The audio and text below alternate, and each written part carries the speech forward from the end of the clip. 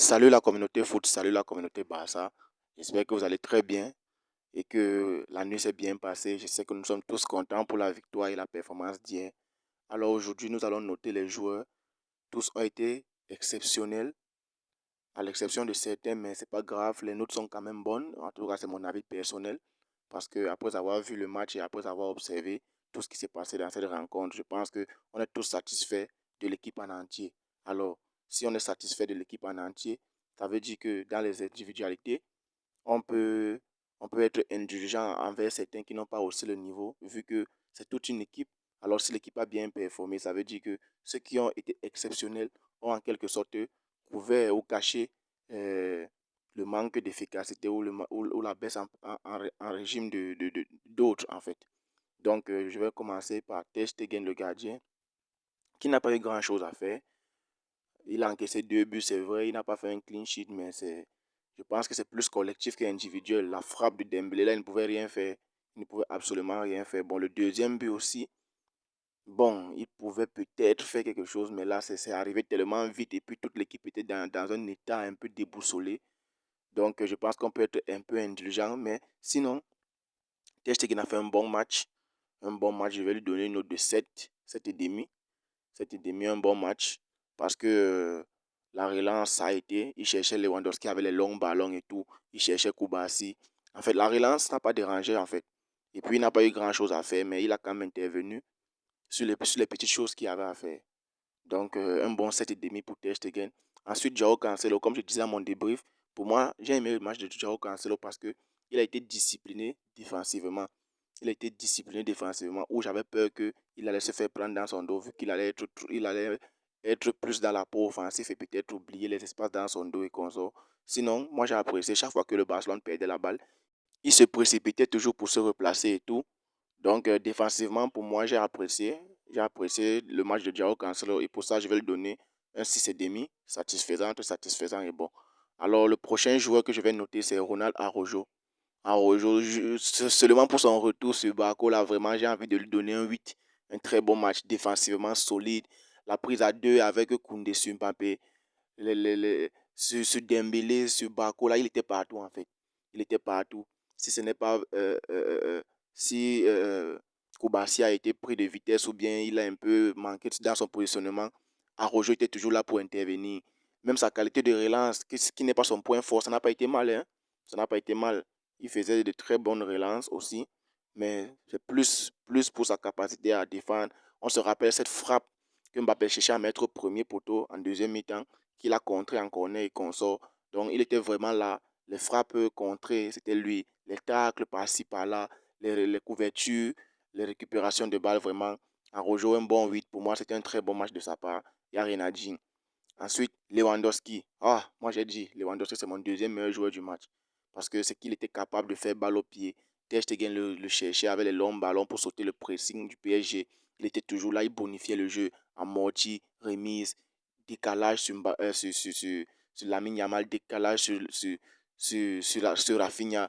Vraiment, la première occasion où Donnarumma a été forcé d'intervenir, c'est sur une déviation de Lamine Yamal. Le décalage, c'est sur une déviation de Lewandowski. Le décalage sur Lamine Yamal qui fait la passe décisive pour. Bon, ce n'est pas vraiment une passe décisive, mais qui fait la passe de Lamine Yamal, l'extérieur de Lamine Yamal pour le premier but. C'est le décalage de Lewandowski. Donc, vraiment, Lewandowski a bonifié le jeu. Et pour moi, il a fait un très bon match. Un très bon match. Je vais lui donner un 8 à Lewandowski. C'est le deuxième meilleur joueur de la rencontre. Il a vraiment. C'est vrai, il n'a pas marqué, il n'a pas fait de passe décisive, qui est son rôle premier, qui est son premier rôle, mais vraiment, son apport avec ballon, c'est quelque chose que vraiment il ne faut pas négliger. S'il n'y a pas de Lewandowski ce soir, les autres ne brillent pas autant qu'ils ont brillé en fait. Donc pour moi, c'est un très bon match de la part de Lewandowski. Je lui donne un 8. Ensuite, Rafinha, l'homme du match, 9,5. 9,5. Celui qui n'est pas d'accord, je sais pas. Il faut mentionner en commentaire si vous n'êtes pas d'accord. Là, on va essayer de débattre. Vous allez me dire pourquoi vous n'êtes pas d'accord avec ma note. 9,5 pour Rafinha. Double buteur, les PSC, les appels, prise de vitesse, lance en profondeur. Bref, Rafinha était partout. Rafinha était partout. Je sais pas, j'ai déjà parlé de lui dans mon débrief. Je ne sais pas si je vais encore m'attarder parce que j'ai rien à rajouter en fait. J'ai rien à rajouter. Rafinha, que ce soit son premier but, que ce soit son deuxième but, les effets qu'il a mis sur le ballon pour marquer ses buts, les appels dans le dos de la défense. on peut le lancer dans la profondeur. Vraiment, Rafinha, exceptionnel. Vraiment, sa vitesse nous a vraiment servi. Parce que même quand il est sorti, il y a un ballon on a donné à Ferran Torres sur le côté droit et je me suis dit vraiment, il n'a pas pu partir en profondeur. Il a plutôt essayé de temporiser, essayé de chercher la passe. Je me suis dit vraiment là, si Rafinha était encore dans le terrain, c'est que vraiment ses flèches fusées, il part avec le ballon. Donc 9 et demi de la part de Rafinha, un match exceptionnel de sa part. Vraiment, j'ai apprécié son match. Il n'y a rien à redire.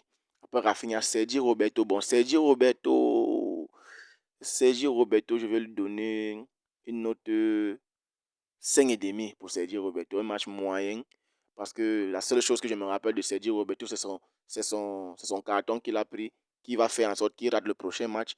Mais on s'est tous dit, c'est un bon acte. En tant que capitaine, il se sacrifie. De toutes les façons, il n'a pas un rôle majeur dans l'équipe. Donc, s'il rate le prochain match, ce n'est pas catastrophique, ce n'est pas si grave que ça. Il a fait un sacrifice valable, puisque si tous les milieux de terrain sont disponibles, ce n'est pas lui qui sera le premier choix. Alors, ils étaient en train de se prendre de vitesse. C'est lui qui a fait le choix de se sacrifier parce que vraiment, si quelqu'un d'autre qui joue un premier rôle dans l'équipe se sacrifie, l'équipe sera handicapée pour le match retour. Donc, c'est ça que moi je retiens de son match. Et puis aussi dans le placement et tout, il a fait du bien. Donc, un match moyen de la part de Sergio Roberto, 5,5. En fait, ça, c'est mon avis. Celui qui n'est pas d'accord, il peut le mentionner en commentaire et puis on va débattre. Frankie de Jong qui revient de blessure. Il est une fois lancé titulaire dans un quart de finale à l'extérieur, là-bas au Parc des Princes. Ambiance chaud, chaud bouillant. Vraiment, pour moi, Frankie de Jong a fait un match satisfaisant. Vu le contexte, je lui donne un 6,5. Je lui donne un 6,5 parce que vraiment, il n'a pas fait un si grand match que ça. Il peut faire mieux, mais vu le contexte, il revient de blessure et tout. Pour moi, je trouve vraiment que Frankie de Jong a fait le job. Il a fait le taf. Donc, il a été satisfaisant. 6,5. J'ai pas grand chose à dire. Gundogan, la passe décisive pour Christensen et tout. Donc, Gundogan, match de patron, taille patron, il était toujours là au milieu de terrain en train de réguler. C'est vrai que le milieu de terrain n'a pas été trop expressif vu que on cherchait plus les longs ballons à sauter les lignes, sauter le pressing du PSG. Mais quand il a fallu répondre présent, Gundogan, il a répondu présent. Et rien que pour ça, Gundogan, je lui donne une note de 7 sur 10. Donc, Gundogan, je lui donne une note de 7 sur 10. Ensuite, Koundé. Moi, je vous avais dit dans la vidéo force et faiblesse du Barcelone avant d'affronter le PSG que je préfère que Koundé soit à droite. Parce que vraiment, il est en train de monter en puissance. Ce qu'il fait, la forme qu'il a actuellement, que ce soit physiquement, que ce soit techniquement, que ce soit dans le positionnement, que ce soit dans les apports défensifs ou bien offensifs, c'est fort. C'est fort ce que Koundé fait. C'est fort. Donc pour moi, Koundé fait un très bon match. Bon, mais vu le contexte, pour moi, c'est un très bon match. Et pour moi, je peux facilement lui donner un 8. Mais je vais lui donner un 7,5. Parce que vraiment, il a aidé à museler Kylian Mbappé, qu'on n'a presque pas vu du match. Donc, il a vraiment fait des choses exceptionnelles. Que ce soit, même quand Dembélé était à gauche, même quand Dembélé était à l'axe, il rentrait, il a bloqué Dembélé. Asensio, on ne l'a pas vu du tout. Donc, pour moi, Koundé fait un très bon match, mais je vais lui donner une note de 7,5 pour ne pas être dans l'exagération. Mais j'ai apprécié ce match parce qu'il ne s'est pas fait bouffer par Kylian. Je ne sais pas si c'était Kylian qui était en baisse ou c'est Koundé qui était en puissance pour museler Kylian de cette façon. Donc, ensuite, Lamine Yamal. Lamine Yamal a fait un match moyen. Pour moi, il veut lui donner une note de 5,5. 5,5. C'est vrai qu'on retient l'extérieur qu'il fait, qu'il mène au premier but. Et on retient aussi, je crois que c'est lui qui fait la passe sur le ballon que Lewandowski tête en sens inversé, comme s'il dégageait le ballon. Je pense que c'est lui qui fait cette passe. Mais je crois qu'il était un peu trop égoïste, comme j'ai mentionné dans mon débrief, vu qu'il a dit qu'il allait marquer et peut-être chercher un peu trop le but, comme il avait prédit. C'est pour cela que ça a un peu biaisé ses performances. Mais pour moi, je ne veux pas qu'il continue à se mettre cette pression. Il est encore jeune, il doit prendre le temps, il ne doit pas se mettre une telle pression parce que finalement, on voit que il manque de lucidité après parce que vraiment, à tout prix, prouver ce qu'il a dit. Donc, pour moi, je vais lui donner une note de 5,5. Ensuite, Koubassi, Koubassi 7,5. Facile. Facile. Koubassi 7,5. Que ce soit les tacles sur Bakola, les tacles sur Mbappé, les tacles sur Asensio, les couvertures de balle. C'est lui qui enclenche le premier but avec une passe à 35 mètres à Lewandowski, je crois. Donc, que ce soit la relance, c'est propre. Que ce soit dans les replis défensifs, c'est propre. Que ce soit dans les tacles, les récupérations de balles, c'est propre. C'est fort, c'est très fort ce que le petit s'y fait. À 17 ans, 17 ans, première fois qu'il arrive en quart de finale Ligue des Champions là-bas à l'extérieur au Parc des Princes encore. Je le redis une fois de plus.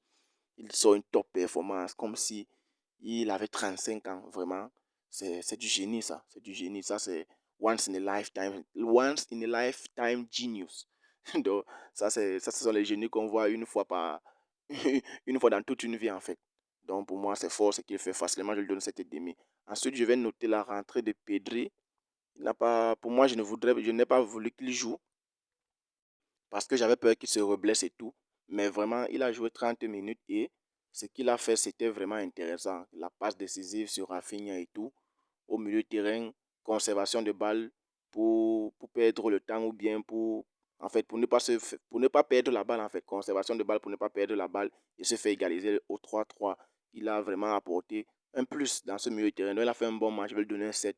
Jao Félix, satisfaisant, je vais lui donner 6. Il est entré, il a fait les courses, il a fait les efforts, il a proposé quelque chose, malgré qu'il a manqué un peu de lucidité dans le dernier tiers. Mais bon, je vais lui donner un bon 6, un match satisfaisant. Christensen, 7,5, bon match. Il est buteur.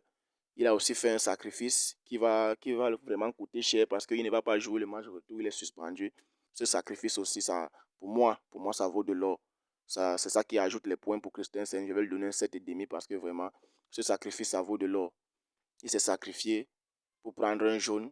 Il va manquer le match retour. Je ne sais vraiment pas dans quelle configuration Xavi va venir avec ce milieu de terrain au retour, vu que Christensen ne sera pas là en pointe basse. Mais il y aura Pedri en top forme, il y aura De Jong en top forme, il y aura Gundogan. Je ne sais pas si ce milieu peut tenir 90 minutes à la fois défensivement et offensivement, mais bon, on va voir ce que ça va produire. Donc, 7,5 de Christensen. Je ne vais pas noter les autres entrants parce que bon, ils n'ont pas fait grand-chose, ils n'ont pas apporté un grand plus. Donc, je vais juste noter le 11 entrants et puis Pedri et Christensen qui ont été décisifs dans le match. Et puis bon, je vais aussi noter le coach Xavi. Très bon match, 8,5. Très bon match, les coachings payants, comme on a mentionné dans le débrief et tout. Coaching payant, à chaque fois, ces décisions ont été payantes.